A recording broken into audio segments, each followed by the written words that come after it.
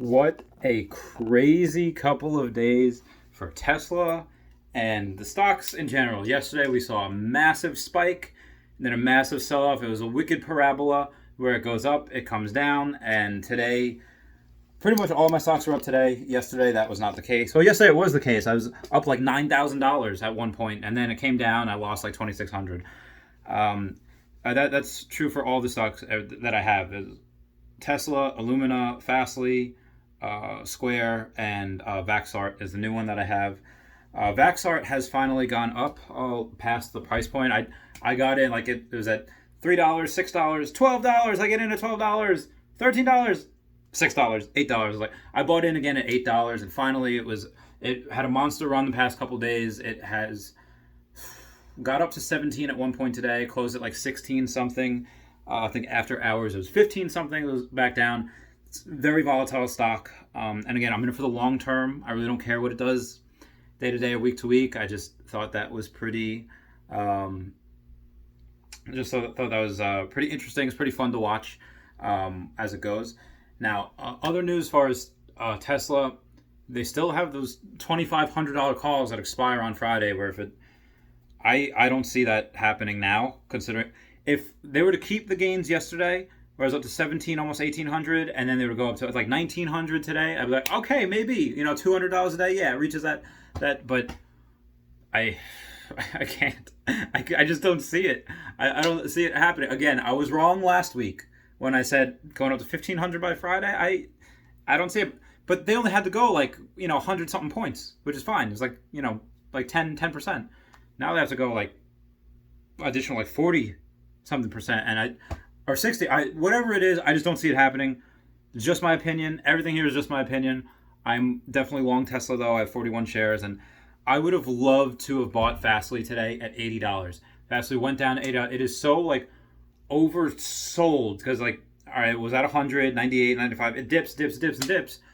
You're getting this 20% off at $80 a share. I just don't have the money right now. I keep saying that I have so much other stuff going on. Whether it's Pokemon or it's the first. And both of my two businesses are being locked up. No, they hold so much of my available capital, my aging receivables, accounts receivables, inventory. They're eating up so much of it. I have like $300 in my bank account. I just spent 30 of it, 10% buying a new freaking charger and box for my phone because 7-Eleven had it for that price, and I didn't want to drive all the way back to where I was yesterday. It was a hotel where I left my stuff. So that is what I am doing. I know other people have other investments. The stock market, I don't want to say you missed your run, although from like February through or March through May, you could buy America on sale, but it was you don't get those options a lot. I doubt we're going to see one of those again in the future. I would love it I wouldn't love it. I would take advantage if the stock market came down. Tesla news, they might be building a second factory in Asia, somewhere in Western China. Obviously, Shanghai is more towards the East Coast. That's where they're looking at. They're doing that. They have, again, looking at both Tulsa and Austin. I really imagine if they do all three at once. How insane would that be? I love that when I tweeted Elon Musk about it. He didn't respond, but so many people are just like, yes, 2 at once. What if they do 3 at once? It'd be a perfect time after S&P inclusion. This is assuming that they get in. I am assuming that they get in, that they post a profit, they get included. They reach $2,500, even $3,000 a share. It'd be a perfect time to raise some capital. They could take on debt. They could easily raise like a couple of $1 billion and dilute the shareholder like 2%, like a really small amount. So I'd be totally okay with that. And then do a split right after. That'd be fine. I'm fine with it. So once they get included in the S&P 500, let's say the 147 million shares like float, that means that are can be traded, and then they have to buy 20 million of those shares. Now suddenly you don't have 147 million anymore. You have less than 130. You have 120 something million, and if a bunch of people are going to buy and nobody's selling, price just goes up and up. So that is 22 July. That is what you are looking at for the earnings date. And let's say they do sometime in August, they say, hey, August, you're going to be included in the S&P.